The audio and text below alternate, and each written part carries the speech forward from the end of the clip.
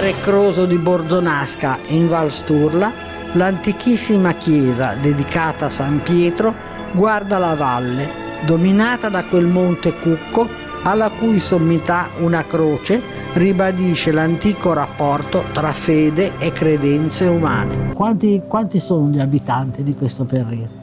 Sono pochi. Qua di Recroso quanti siamo? Saremo una ventina. No, a Recroso. Più o meno. Insomma, forse ci sono... Una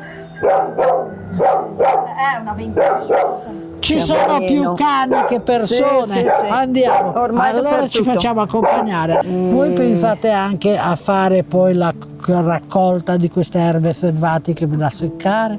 Con l'origano per lavoro, sì. per la casa, così. L'origano sì, l'origano, il timo viene raccolto quando che è proprio in fiore, si prende, si fanno i mazzetti, poi si fa essiccare appeso all'ombra e dopo viene setacciato, lo frantumiamo, setacciamo, utilizziamo tutte le foglioline e il fiore.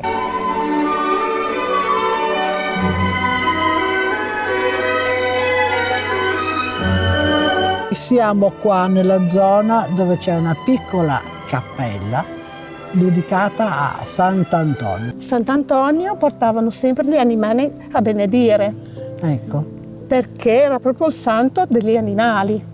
certamente, quindi era una specie di tratturo per portare Sì, gli animali anche, in alta oltre valle. il passo del Pellegrino. Ecco,